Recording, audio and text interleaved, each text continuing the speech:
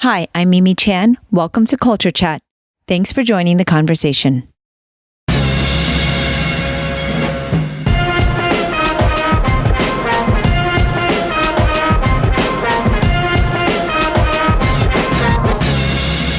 Hi, everyone. Each week during COVID-19, Greg Rucka has been a guest on my podcast, which we now refer to as the Mimi and Greg Show. In this episode, we are back discussing politics, the presidential debates, COVID-19 in the White House, and more. The election is less than a month away, so get out there and vote. I will be linking information for those that are interested in receiving mail-in ballots and using drop boxes. If you plan to vote, please do it early. As promised, Greg answers more listener questions on Atticus Kodiak and his writing. Thank you to everyone who submitted questions. Please keep them coming. For those that don't already know, Greg Rucka is a New York Times best-selling author of hundreds of comics and nearly 24 novels. He is also the writer for the hit film The Old Guard, starring Charlize Theron. I'm loving these conversations and hope you are too. If you are, please rate my podcast on your platform of choice and share it with someone you know, anyone. If you'd like to support with a donation, you can become a patron of the show by visiting my website or patreon.com/sifumimichan. For comments or suggestions, email me at mimi@culturechatpodcast.com or reach out on social media at sifumimichan. Now on with the show. Hello, Greg. Nice to see you. Hello, Mimi. How are you this week? I am well enough. Well enough. Well enough. There are so many. Given value of well. Yes. Well, there's so many that aren't very well that I really have a hard time. Like, I woke up too early. There's only so much we can. There's only so much we can complain about in this day and age. Yes. So last week we had a very wonderful conversation on the Kodiak novels, and we'll probably get to that again a little bit today. But we did skip the discussion, which is fine by my account. But now we've got two debates that have happened since we last kind of talked about such things. And I used to watch those back in the day. Mm-hmm. Like I used to watch them because it would actually inform one of what the candidates stood for and their policies. But now I actually just the next day catch the highlights. I can't even bring myself to watch because I feel like I won't be able to sleep. I won't watch them. It goes back to the ongoing conversations we've had about self-care. Mm-hmm. I know myself well enough to know that I will, let's just put it this way. My blood pressure is under control. Let's keep it that way. Yeah. Yes. But I don't need to watch, I certainly don't need to watch Trump lie with the overabundant, grotesque glee with which he has been allowed to do so for over a decade now, if not much longer, and to go unchallenged. I don't need to do that. And I don't actually need to, how to put this? Even everything I read about the vice presidential debate last night, it's the same thing. It's not that Harris did not debate well, but it's a political venue, and it is, to me, inherently dishonest. Nobody ever answers the questions that are asked. Mm-hmm. Yeah, they have their own agenda when they go in, and that's on both sides, right? That's or on all sides. It seems the politician who actually says, "I'm going to answer that question," right, and I'm going to give you a clear answer to that question, and I'm going to take responsibility in this answer. That's party independent. That's, or more to the point, it's party agnostic, right? It has nothing to do with where you are on the political spectrum. It has to do with the nature of the politics and what they have become. And then you combine that with, and again, this is just, the stuff that's hot in my head right now, because like I said, the Harris-Pence debate was last night. You read all this stuff about Pence trying to deflect to all these other things as opposed to ever engaging in any of the questions he was asked. And, if you're running for re-election, and it doesn't matter what party you are, if you're running for re-election, you're running on the basis of the record of what you have accomplished, right? Versus, and you're seeking, in theory, the citizens' endorsement to continue. Okay. So for Pence to be like, well, I mean, you're talking about COVID, but under swine flu, Obama and Biden, it's like swine flu didn't kill like COVID-19 does.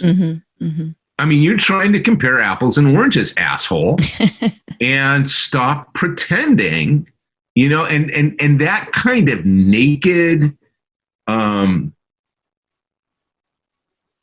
kind of naked, what's the word I'm looking for is, I can't find it. I'm not awake enough. It's naked dissembling is what it is. Okay. All right. It's just naked dissembling. And I don't have time for it on either side. It is, we invest a whole lot because all we've got really to go on is what they say they're going to do, right? And you can look back at the track records and you can be like, well, we know this and we know that from what they've done in the past. But even that is not, to me, a reliable metric for some of these politicians, especially politicians who position themselves as, quote, centrist or moderate, but who are leaning in particular to the left. And I always go back to Obama, in 2008. And my suspicion has always been that, look, he knew in the same way that Biden knows that if he wants to get elected, there is an independent centrist voter that you have to appeal to, right? That you are not, and that may be incorrect, right? I mean, that calculus may well have changed. The reliance of the Democratic Party that the left leaning group that identifies as Democrat or will vote Democrat will be satisfied with a more centrist is becoming a very dangerous calculus. I think in this election, and it's important that we acknowledge that the major goal right now of all of the Russian disinformation is to get people to not vote, and in particular to go after the far left, right? And to say Biden's no good, Biden's not Bernie, right? This is the whole Bernie Bros thing, and that's bullshit. I mean, because it goes back to the basic argument that says politics should be a taxi as opposed to a bus. You take it to get as close to where you need to go or where you want to go, and sometimes you still are going to have to walk a couple miles, right? My suspicion, going back to what I was going to say, right, is that, when Obama was running, he was saying, gay marriage, I'm not for it. Yeah, I remember now, that. I have every suspicion that was not actually his moral and ethical position. That his moral and ethical position, being in particular a black man in America, that there was an extension there where it was like, this is discrimination. That's all it is. It's discrimination. And knowing that to get elected required certain things, he was willing to steer to the middle of the road. And then, and this to me was quite important, I think a lot of other politicians, even if that had been the long game, right? I'm going to say this to get into the place where I can affect the change. But when the time came that he could begin to actually affect the change, he made a speech about the fact that he had changed his mind. that he had grown. Mm-hmm. And you don't, I don't think, I think how remarkable that was as a political moment has been lost. Right. Yeah. Nobody in this administration is ever going to admit to changing their mind about anything. Yeah. Right? They are always going to be right, and you are always going to be wrong. Yeah, I absolutely believe that Biden's going to be like, Green New Deal's gone too far and so on, get elected, get the House, get the Senate. And it's like, okay, all fucking bets are off, guys. Let's hope. let's do it and let's go. Yeah. Because once you are there, you can say, now let's enact the policies. And you can say, look, I have access to new information. I have reconsidered my position. Mm-hmm. And one of the things that we do not allow for, and this is a trickle-down effect in the society, is we do not allow for people to grow and change. You are now what you always will be. Mm-hmm. Yeah, seems to be the prevailing opinion, and that's that's silly. And it's really kind of a depressing attitude to take if you extend it, mm-hmm. because it means that there is no way anybody grows. Right. Right. If we're not willing to extend that to anybody else, then we certainly can't extend it to ourselves, which means we can never heal, which means we can never learn. We are, it's just, it's depressing. Yeah, well, there's a lot to unpack there. So one is kind of going back to what you were saying about even in the debates, it's always misdirection. It's always here. I'm here to tell you what I decided I was coming to say anyway. It just seems like the administration has been constantly doing that. And it's frightening. And not just this one, all politicians, we get it. They have to, like you said, have an agenda, but they also have to play the game in order to get the power to make change. So it's this chicken egg thing. But there's so many things that in particular this administration has done that is so good at, like, look at my newest tweet and look over here, something shiny and explosive, while really serious things are being done and undone, right? But from immigration, environmental issues, education. Look, they're the masters of misdirection. Well, and it is a mistake to think that it is not being done with malice aforethought. I mean, let's again, like I say, you put up the podcast, and everything that I'm ranting about is old news now. Oh, it's crazy. I did a letter column for Lazarus. We talked about this for Risen 5. That's going to come out just before Halloween, and everything I'm talking about on that day is a goddamn time capsule. I mean, it's literally a time capsule now.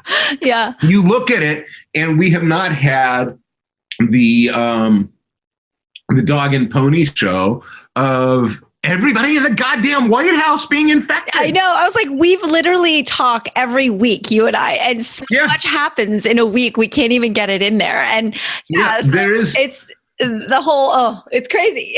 We can't keep up. We can't keep up with the news cycle. Somebody at some point, I mean, I'm not urging this, but, whoever is going to be, in 15 years working on their PhD on American history, and their specialization is 2020, and their subspecialization will be social media, and, it'll be like pop culture and podcasts in 20, they can do a whole damn chapter on just, the 50 odd podcasts you and I are going to end up doing over the course of this year. Yes. and it is bewildering. And what's so horrible about it is that these things don't go away. Right. People, I mean, we still have women being forcibly sterilized in concentration camps in this country. How the hell I mean, but we can't afford to talk about that right now because we're 28 days, 27, 26 days away as we record this from an election that we have absolute foreign interest. The foreign investment in the outcome is logical. Foreign interference it has become obscene. We have a president who literally is out of his mind, and nobody is exerting any restraint on him. We have a Republican leadership that has absolutely vanished. They have done what they consistently do. When the fire hose of feces begins, they all duck and cover and pretend it's not happening. Right? There's no statement here. I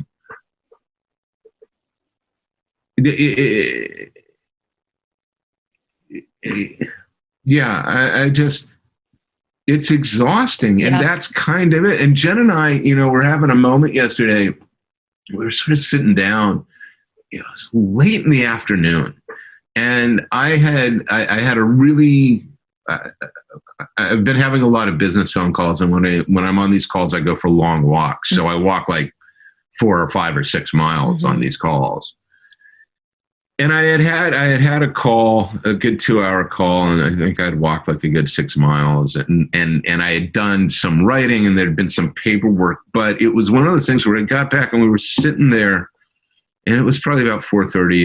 It was as we were sort of getting ready to move into dinner. We tend to have dinner early, and we looked at each other, and it's just like, I'm exhausted. Are you exhausted? And it's like, I'm exhausted. And trying to figure out what it was today in that moment that it hit us both, and it was sort of this, the best we could come up with is, on some existential level, we have moved from the foreboding of a thing that is going to happen to the certainty that a thing is going to happen. And what that thing is the election. It's going to happen. This thing is happening. Yeah. What will come as a result of it? Who knows? I know. It's no matter what, it'll be a shit show. So it's guaranteed disastrous. There's no way around it. And I have to just not think about it. Like you, we talk about that self-care all the time. And it is amazing how exhaustive it is to wake up every day and be like, now what? And there is always a what? There is always something. And I know every year people go, oh, this has been a rough year. And I always go, oh, come on. You say that every year. Really, what was bad about it? But I have to say, 2020 has not been a good year. Yeah, like this is a rough year. Like everyone's cried wolf before, like, oh, I had a hard. Oscar and I are always very happy-go-lucky. We're like, look, we didn't like this administration, but we survived it. But like, we're barely surviving now. Like this is it. There is a question as to what will survive. Now all this said, okay, I will offer the following for what it's worth. I've been talking fairly frequently with a friend of mine in Hollywood, and he's a very smart guy, and I quite like him. He's a couple years older than me. Not a lot older. He's only like 2 or 3 years older than me. But he, in particular, has been looking at, the late 60s, in particular, 68. And it's hard to accept this, and I'm not sure I do, but it is worth engaging in at least. He has been saying that if you look at that election and you look at what was going on in the country, it was as bad or worse. We have the bonus, and this is always the thing that I say whenever he says that, or at least think, is that yes, but we they didn't have a pandemic on top of everything else. Aside from the social unrest and what was going on, there was not also a pandemic. However, even if it isn't an SAT analogy, social upheaval, 1968, is to fascism, 2020. It is important to say and to remember that is survivable, that it passed, that it led actually to some pretty cool and good things, that there is to be found in this hope. But yeah, I mean, you can't dress it up any other way. This has been brutal. Yeah. It's been really ugly. Brutal. It's really brutal. And, thinking about the whole COVID-19 thing, and like you said, the entire White House, I mean, the irresponsibility, the whole driving around the block and putting everybody, I just cannot fathom why people are still on board. Like, I get the deep, Proud Boys dig their heels in. They're lost, but these very smart people that I know who say they're either undecided or, I don't like him, but my one issue, probably abortion, whatever. I just don't know how they can get past this. I mean, look, I don't have any people at risk. Like, he's literally putting other people's lives at risk. And those that kind of scoff and say, look, COVID is a really, really bad version of the flu. You get sick, but you can recover and you can also die. I have a student who came back yesterday and he's an anesthesiologist. So he works in the hospitals. Of course, he got COVID. And it took 3 months, he said, and he feels like he will forever be changed. He has issues now, and he is a medical professional, right? Exactly. So this tells you, know. Yeah. This tells you, like, he's not just some paranoid hypochondriac, like, I feel something bad. Like, this is a medical professional saying, I'm pretty sure I'm forever going to have issues, pre-existing conditions. Yeah. I'm forever going to be changed. It was horrible, horrible. And this is a young person.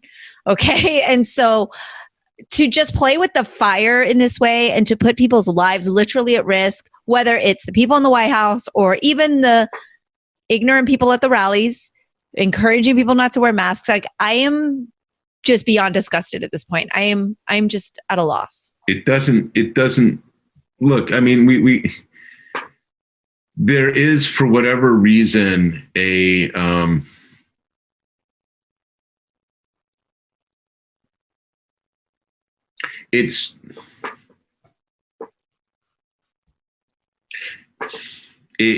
goes back to empathy. It goes back to what we owe to each other. And I don't know what else to say in that regard. I mean, it is either you have the capacity to care about people you have never met in a real and manifest way, not in a hypothetical way, such as the unborn baby. I don't have a lot of patience for that argument. I think that there's a whole straw argument there. Well, they also don't care once the baby's born what happens. You got it. Well, that's exactly. These are the same people who are like, let's execute them. Yeah, it's like, wait a minute. Exactly. Like, what? X amount of years later, you're treating them way like you're bringing. Oh, I can't even get started. Yeah, I don't want you having sex is basically what it comes down to. It really is. I want control over you. I want to make decisions for you. So, and honestly, anybody who calls themselves a Christian and who believes that this is the only thing that matters, they're being very selective in their Christianity. Mm-hmm. Absolutely. They're being remarkably selective in what matters. And yeah, it's Yeah, I look. I mean, we've done this many times.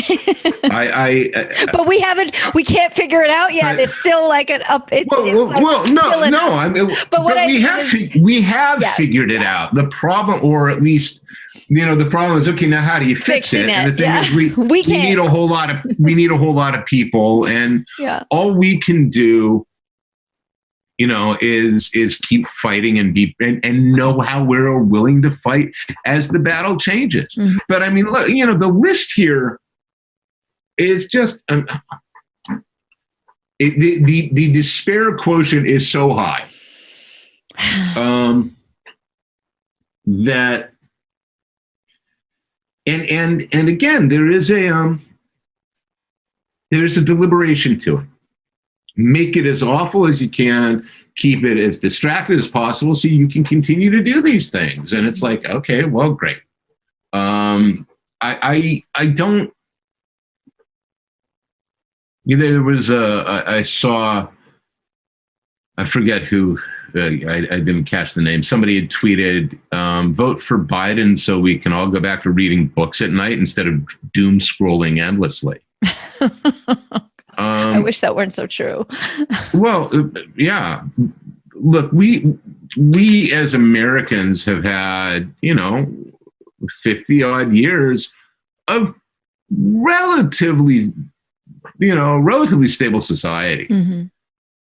There have been incidences, 9/11, the collapse of the economy under the second Bush administration, things mm-hmm. like that really were traumatizing in their way, but they were not. And 9/11, we cannot ever underestimate the damage that 9/11 did. Yeah, I mean that was. It in many ways it set the country on the path that it's on now. Mm-hmm. It destroyed the complacency. But further, the difference there, though, is I feel like it brought the country a little bit more together. It make it so divisive as this bomb of a administration has. Like, even though it was really horrible, obviously. I mean, I can remember. It's like one of those things where you hear your parents say, "Oh," or you hear people say, "I remember where I was when Kennedy got shot." Right? Everyone says that that was around. I remember exactly when 9/11 happened. It's something that's going to be historically forever in my mind. It's such a traumatic and historical thing, but after that, it was like there was a sense of, like you said, healing. There was a sense of us as Americans kind of banding together, even though I at that time, of course, wasn't on board with the administration and the president. It still was like nothing like how the situation we're in now, where everything is just divisive. And if you say one thing, that's it. Like you're on the other side of the fence. It's very hard to have that happy medium, that have that respect for one another, because it just becomes so polarizing. I've just never seen anything like this. No. And I don't think you're wrong, but I think that these things go hand in hand. I mean, you get we get a mentality, I don't know exactly how old you are. I'm going to be 51 at the end of November. I'm 42. I'll be. Okay. So for you and I, 9/11 is a thing that happened in the course of our lives. Mm-hmm. That was over a generation ago. Yeah. Like my daughter was born after 9/11. My son was born. Yeah. He was 9 months old. Okay. Or no, actually, sorry, he wasn't. He was 18 months mm-hmm. old or 19 months old. So for them, that's just been the status quo mm-hmm. of their lives, right? Their whole awareness is that this is the situation. Mm-hmm. And you cannot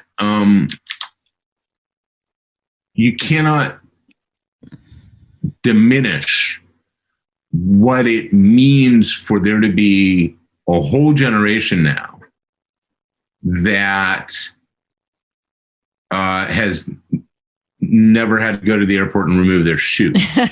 You know what I mean? Yeah. And that has either through direct or indirect propaganda be told, listened to for years and years and years, you are hated and you are not safe. So you get now, and then you take, and you saw it amongst people who, this is not unique to the generation following us. This bleeds into, this is in ours, this is in the older ones, right? That the reaction to the 9/11 attack manifests as anger, and that anger, of course, comes out of the place that anger comes out of: fear. Mm-hmm. These are terrified people because they're not safe. And we have talked about the nexus of fear and anger and how those weaponize into radicalization. And now we've got a radicalized populace in a lot of ways. So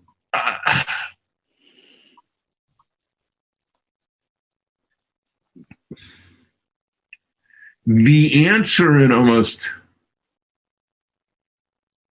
every situation here comes back to our ability to empathize and our willingness to then act on that empathy. And we know the counter forces. The counter forces are universally greed. And then that greed is metastasized into intolerance, anger, hatred, resentment, whatever else. Mm-hmm. I don't like sounding, crazy superpower, evil people at the top of the pyramid controlling things. That sounds very conspiracy theory. But it really isn't a conspiracy theory when you can frickin' look in the news and see, oh, no, the Koch brothers were driving the Republican agenda. They were dumping billions of dollars into this. Yeah. That the choices that are being made politically are made directly through lobbying from a relatively small group of donors who have a disproportionate amount of wealth. And this goes arguably to why, never, and trust me, I am aware, never mind the issue of a woman's right to choose about the Supreme Court. Citizens United will never, ever go away. We're looking at another 30, 40 years of it if Barrett gets confirmed. The money has to get out of politics, and it never will. And at that point, any pretense that this is a democracy is gone. Mm-hmm. Because it's not. It's a plutocracy. We're being ruled by the wealthy, and we have been for a while. Yeah. But then, it becomes more and more naked. Yeah, exactly. That's the thing that's semi-scary, just like the whole white supremacy thing. It's like at first it's this conspiracy theory because you don't see all the facts. You don't hear, it's not journalized. It's not published. For a while, the white supremacists were hiding, but now it's like, no, we're free to come out. And now it's like, well, that's fine if we're totally pushing our own agenda. We're accepted. That's okay. It's a little bit, like you said before, it's like maybe we just have to break it. We have to hit the bottom so that we can build back up. But it's kind of scary that none of this, this is all okay. This is where we're at. It's really freaking scary. But speaking of greed, it's funny because a lot of, my friends listen to this show now, a lot of the book club people, and they've been reading your books and they're like, man, Greg's really right about the greed thing. That theme just keeps coming up. And especially Oscar, he's just like, oh, and speaking of Walking Dead, we didn't finish our discussion last week, but it kind of plays hand in hand. It's like that whole, it's not industry. What would you call it? That whole, the sex trafficking, that whole. Industry is. It seems like the wrong word to use for that, but it kind of is, which is horrific. But all of that is I'll put my morals on the line. I'm supposedly a Christian. I'm supposedly all these things, but all of that will go on hold if the almighty dollar is ahead of it. I am more than willing to compromise everything else I believe if I can get rich. Mm-hmm. Like, oh, okay. And who knew it was that easy? I feel that way a little bit about the voters, right? That they're saying it's because they care about this life, whatever. But then at the end of the day, they really think their taxes or in some way in their mind, I'm like, how much money do you make? Unless you're really making a good amount, you're being lied to, first of all, right? But yeah, it's still that concept though, because even if they don't realize they're being duped, that they're actually not getting the tax break they think they are because they don't make over 400,000 or whatever the bracket is. Like, first of all, they're being duped, but second, that's the wrong ethical choice to make anyway, right. And then disguise it as, oh, it's because I care about some random person's unborn child. Like, I have a hard time connecting those dots. Like, I do believe there are people who literally think we're murdering babies by being okay with women choosing, right? Like, I understand there are people that really believe that, but I do think that deep down people are just like justifying for themselves, right? And trying to give themselves a moral out. Like, well, I'm a good person and I'm not greedy, or, and so I'm a one issue voter. Exactly. Yeah. Mark Bernardin posted after the first presidential debate, I'm a one issue voter. And my issue is, I get to live. And he's absolutely, if you're a Democrat and you have a one issue and you want a one issue, there's your issue. They will kill you. They've made it abundantly clear. Mm-hmm. I mean, the policy decisions of this administration in the wake of COVID have been, those are blue states. The blue states got it first. Mm-hmm. The blue states can suffer. It spread. Yes, it's called a pandemic, idiot. The way viruses work. Exactly. That's why a mask helps. You and me. Like, this is, I feel like people forget Trump has said the only good Democrat is a dead Democrat. I mean, Jesus Christ. And so,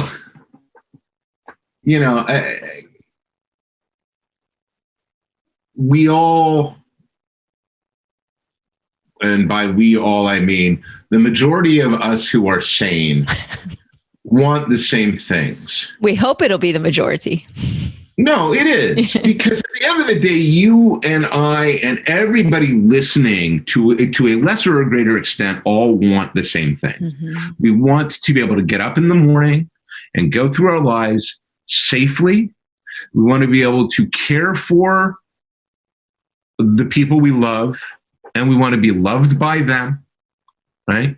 We want a better future for the people, to come after us, our children, mm-hmm. if we have children, our friends' children, if we don't or whatnot. We want to be able to do good work. We are not adverse to doing hard work. We want to be appropriately rewarded for that. And that reward in this system is financial, but it also comes to being able to put your feet up on a weekend, being able to go to the movies, or being able to read the book you want, or listen to the music. We want these things. And this is universal, right? And the system right now says only certain people get to have that, and the rest of you don't. And the barriers for it are myriad and nearly uncountable. And the reasons that we put these barriers down get dressed up again ideologically or whatnot, but come back to an element of greed. There's a question of how much money do you need, right? In this system, really, how much money do you need? The Democrats released a 500 plus page report this week effectively saying Amazon, Apple, Google, Facebook all need to be broken up. These are illegal monopolies. And I've been saying that for years. Yes, you have. They have to go. They have to go. And I mean, Facebook today, before we got on, I got a news alert saying, oh, they're banning all political advertising. It's like after the election. Day late and $1 short, Mark.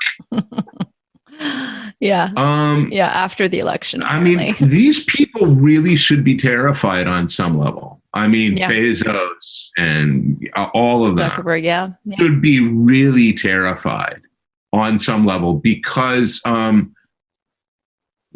story is, one of the reasons that you have so many places named after the Rockefellers is that during the Gilded Age, the Rockefellers were like, shit, they're going to kill us. These people are going to kill us. And so, for better or for worse, the reason the philanthropy was so enormous, right, was to say we are doing good things with the wealth. And in it, and so out of entirely self-preservation, right, good things were done with the wealth. These people aren't doing that. Right. There's not a Zuckerberg child school or like exactly. What has Elon Musk built aside from more Tesla plants, right? Which is still self-serving. Exactly. What is he doing for the rest of the society, right? That's the missing piece here. Bezos has done shit. Well, they put up nice messages on Amazon.com that say we're inclusive and we're diverse and we support our workers. and here, buy a T-shirt that says Black Lives Matter. Or what's the trope is it's all these companies who are destroying the environment, but will happily sell you an Earth Day T-shirt. And it's like. But it's true. It's true. I mean, it's all true. It's all true. So, yep. As usual, Greg is right about the greed. So, all right. I did promise. Don't go away. No, it's not going away. I did promise our listeners that the ones that we didn't get to last week, that I would follow up and get those in, because we got more Kodiak questions. We got, Kodiak and Greg questions, right? So they go hand in hand. Yeah, Greg questions. Well, they know this is the question about Greg. It's the Mimi and Greg show. And so we just, often, I just get a lot, of like, do they ever ask questions about you? Do they ever go, we need Mimi questions? Sometimes, but well, usually if it, like that one time they were like, oh, what do you guys like to listen to? Or, they're usually like grouped into those type of questions. But a lot of my questions get answered in other podcasts. Okay. So, because Oscar and I podcast together a lot as well. And so we do our Kung Fu stuff there and whatnot. But it's the Greg hour, so it's all about you. All right. So speaking of Walking Dead, RL Spiritual Ship asks, how do you take such tough material, make it public without being too explicit, but still being really honest? Because they said, they really liked this book, and it was, and this is what kind of Oscar's comments were as well. It was like, yes, you don't go into these graphic, horrible things, but you address them and they happen, which is why I still made the choice that, I was going to let Oscar go ahead and read it and just tell me everything that happened. But because the subject matter for me is still very disturbing, but at the same time, you've always said that you don't ever write anything like very gratuitous or graphic. And so, that's the question at hand. Okay. So the real answer to that question is a writing lesson, which is as follows.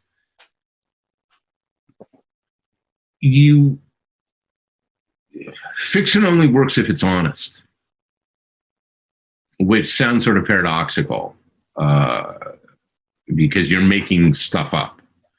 But the power of a work is based on the truth of the work. And that truth is a combination of, I think, emotional and experiential, meaning you can put somebody on a spaceship in the far future, and we do not have an experience of that. But we do have an experience of what it's like to fall in love. Right? Mm-hmm. So if you're writing falling in love honestly, then everything else comes with it. So, in particular, in something like Walking Dead, because I went around and around on poor Tiasa, and it would have been dishonest to the truth of the story we were telling, right? The story that I was telling, that I was trying to, the evil I was trying to illuminate, if for some reason in this world that I had taken the reader into, mm-hmm. that was a very realistic world with regards to human trafficking, regards to the treatment of women, and in particular young women in that environment, for her to have gotten off without having been sexually assaulted would have been a lie. Mm-hmm. Yeah. It would have destroyed the credibility of the story. So, and believe me, I was not happy when I came to the conclusion that there was no way around it. And having reached the conclusion that this was what was necessary for the truth of the story, it then became a question of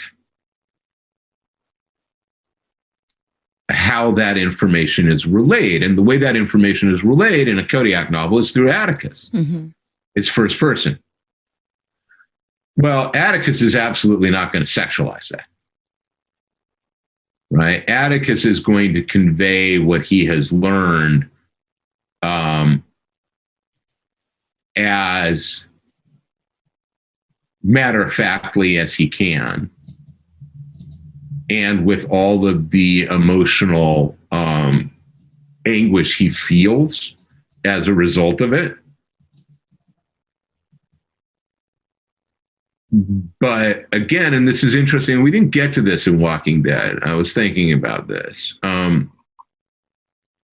We talk about, at the end of the novel, that the denouement of that novel is, whatever, I forget the name of the character, says, you should have taken better care of your women. Mm-hmm. And then I believe it's Bridget buries a pitchfork in him and says the women can take care of themselves. Mm-hmm. Thank you. Which, to me was kind of an important statement. In the same way that that Tiasa will recover. Like as melancholic as the ending of that book is, that Tiasa has a chance now. Mm-hmm. Oscar said it ends with that hope, but also that life does go on. You have to go on. There's only one way, and it's forward, right?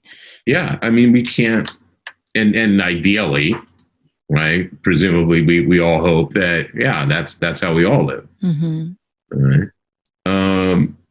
So, I mean, I appreciate the question. It is not necessarily the easiest question to answer, mm-hmm. But it comes back to being honest. You have to tell the truth. Yeah. And if you're not telling the truth in the lie, then you're going to get caught. The audience is going to be like, wait a minute, that's not real. I was willing to accept all your other lies. That one's too big, mm-hmm. right? You are lying too big for me. Right. Okay. And so from Out of My Book Club, they had a couple questions for you. One was, do you see, when you first started writing the novels, you said you were 24. And so obviously it's I was younger than that. You were younger than that. Oh my gosh. So one was, looking back, because I told them, oh yeah, you actually read the books with us to kind of catch up and just kind of get through. And it was like, do you look back and cringe at like your early work, like from the beginning? All the do you time. feel like, oh my gosh, I've evolved so much, or like, is it hard to sometimes go back and read your own work? I hope to God I've evolved. But But yeah, I cringe all the time. It's so bad. There are things I have done where I'm like, what was I thinking? I mean, that's not good. Oh, okay. Well, that's just not good. There's that was bad, Greg. Yeah. Oh, but that's learning. You have to start somewhere, right? But they also in theory, yes, that is what. But you're still a published author, even though you felt like it wasn't your level of where you I am. It still was pretty amazing. Yeah, the rumor is I am still a published author. So they also wanted to know if you saw yourself as Atticus when you first started to write that character kind of into existence. Like, it's funny. I've been of yourself and. I've been asked that before, in particular because glasses and earrings. Right, right. He has glasses because there were no protagonists wearing glasses. Mm-hmm. And I was like, that's not right. That's not realistic. And he had earrings because they were a marker of his generation. Right. Yeah, of course there are things about me that show up, but there are pieces of me in every character. Atticus was never meant to be me. Mm-hmm. He is better than I am in every possible way to begin with, just a better human being. But he's not meant to be the same guy. Mm-hmm. And though, like I said, it is a question I've been asked more than once. Well, it starts off with Atticus, the name itself. We know you love To Kill a Mockingbird, and then you have a connection. So of course, it's an obvious question. A lot of authors actually get asked that question. A lot of authors get asked that, and I always get some really cool answers. Okay, so MGNGKYOU, God, I don't know how to say that, but there's like not enough vowels in that one. What keeps you inspired to create, and what keeps you in this career field? I assume by career field we mean I don't know if they mean comics or writing in general, but let's just say creating, writing, doing content. Well, I don't know how to not. I think we've talked about this, that I think writing is an illness, not a profession. So I do it now because I have to do it. And if I don't do it, I get sick. And by that, I mean, I get mentally and emotionally ill. Mm-hmm. I am not a good person to be around. I am not pleasant company. I am not able to do what I need to do for the people around me. I quite sincerely suffer if I am not doing this. So inspiration is a different thing, because inspiration, that's very close to saying, where do you get your ideas? Mm-hmm. And the pat answer, and the reason it's a pat answer is because it's a true answer, is I get my ideas everywhere. Mm-hmm. Sometimes they are coming from places that are very, very built out. Like, I will look at a thing and I'll be like, well, what about that? And I'll start asking myself questions. Other times it'll be like, wow, I wonder how that thing got up in that tree. Right. Mm-hmm. And then the story goes from there. And sometimes it's quite literally, you need to tell me a story, and I just start and then go, oh, okay, I better figure some things out here quickly before I'm in real trouble. So I do, we've talked about this before, I do believe in the power of art, and as much as my goal is to entertain, it's art. I want to educate people, mm-hmm. Or at least, and by that's a bad way to put it. I want to ask questions and show people things that I think are worth looking at or worth asking about. I wrote Keeper because I wanted to understand why somebody who argued that life was so sacred could justify murder. And the only possible explanation is they view it as an affirmative defense. They're acting for those who cannot act for themselves. But I think that's fallacious. And I think it's fallacious for a number of reasons personally, but I needed to be able to write a book where I could at least try to understand where these people were coming from. And what's the longest you've gone without writing? Even if it's just a journal or something that you write down just because, do you pretty much every day, or is there like? No, I mean, I'll write pretty much every day. It may not be anything that will ever be seen for publication. Yeah, I think that's okay. I have a lot of sort of creative writing outlets. I'm in a lot of play-by-post role-playing games. Okay. And those are sort of great writing exercises for me because it's like write a character piece and so on. And sometimes that's more, sometimes that's less. I'm almost always writing. The longest I think I've gone not writing, was post 2009 when I was really sick and really depressed. Yeah.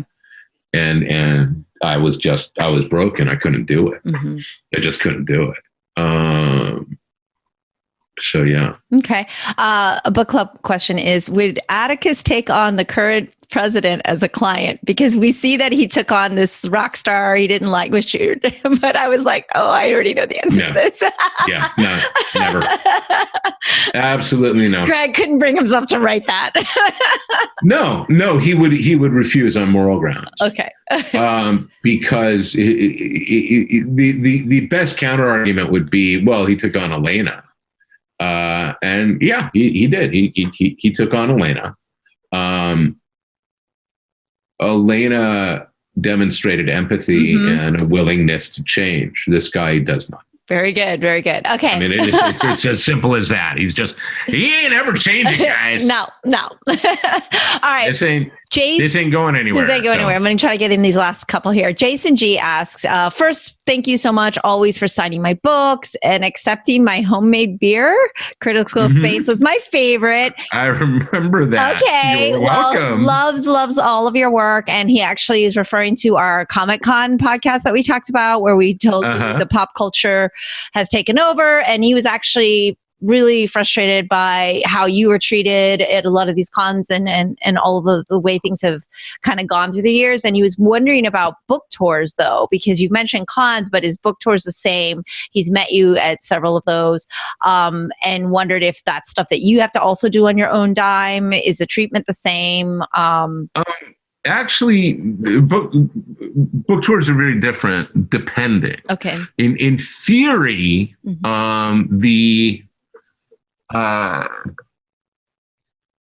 in theory, it depends on how you do it. These days, a lot of authors will actually do their own tours. They'll hop in a car and they will, contact a bunch of stores and they'll drive and drive and drive. When I started out, when they would send you out on tour, what would happen is they would have a list of bookstores and then the publisher would send you to them. Okay. And you would have a pretty grueling schedule, but there would be absolutely the understanding that that you had a place to sleep, and you had food you could eat, and in the main, most bookstores are really happy to see you. Yeah. I was never a rock star, so when I did book tours, I was I was always delighted that the store wanted me there. Well, it was the start of your career also. It's not like you had already done all Eisner winning work and all of that, then did not, right? Like it was the reverse. So that was where you're starting out. Okay. Final question from Bill S. You mentioned in one episode that you didn't want to prematurely announce any comic books, but I was wondering about creator-owned projects that maybe didn't work out. Are they able to be resurrected in another form? Any which one? He said he was thinking of Everest with Scott Morse as an example of something from the past that might never be heard of in the future. I was wondering if that's what he was referring to. I don't know. I mean, there's always a chance that stuff's going to come back around. Mm-hmm. The biggest issue I deal with on any given day is where I can put my time. Mm-hmm. I would love to do the Everest story. I would love to do the Everest story. And it's funny because I have, I every so often I'll look over at my shelves to my right here, and I will see literally all the reference books that I had for that project in particular. Like, Reinhold Messner books and, Anatoly Bukharev's book or books. I mean, there are, I'm looking at Touching My Father's Soul, there are, I want to do that one. I don't know when. Mm-hmm. I don't see Scott doing it. I believe Mr. Morris is on to other things in his life and career, but that's okay. Yeah. Well, as are you. I mean, you've got screenwriting, you've got maybe novels that we talked about last week that we hope, or TV shows. There's a lot going on for you, and comics are still ongoing. I mean, I'll never let you forget about Lazarus. So don't worry, listeners. That'll never happen. That's his baby. No, it's still happening. and now I'm invested. So let me tell you, I will never let it go. I'll be stalking him till the end of time. Okay, as long as we're clear. Yeah. Oh yeah. Everyone knows. Just want to make sure we know. We all love Lazarus, but I mean, it's hard because you do have these nostalgia and affinity for so many characters you created and stories, and it's all in your head though. It's gonna eventually come out, I guess. Yeah.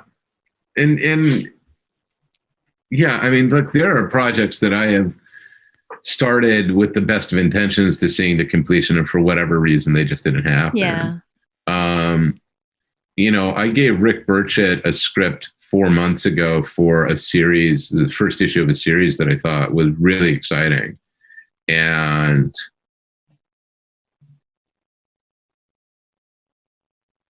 got a really good note from another writer who I showed the script to, and was going to do a new issue 1 on the basis of that note.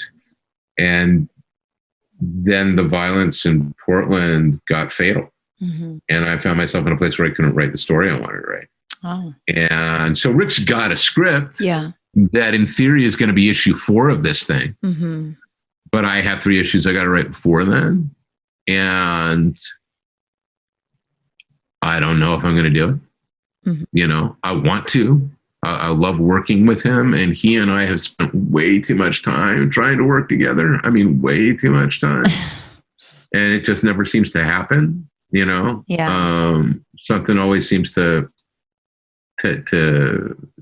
make it difficult. So, so. Well, no matter what, you're still writing, and you can't not write because you get sick. So there we go. So no matter what, everybody will be getting a lot more from Greg Rucka. Yeah, I don't have a choice here. You don't have a choice. It's going to happen. It's going to happen. All right. So we will leave any other questions unasked for the future. And for the time being. And as usual, always a pleasure, Greg. Thank you so much, Mimi. We'll see you next time. You will. That's all for today's episode. Thanks for listening to Culture Chat, and hope you enjoyed the conversation. Please subscribe and rate my podcast. Feel free to leave me suggestions or send an email to mimi@culturechatpodcast.com or follow me on social media at Sifu Mimi Chan on Twitter, Instagram, or Facebook.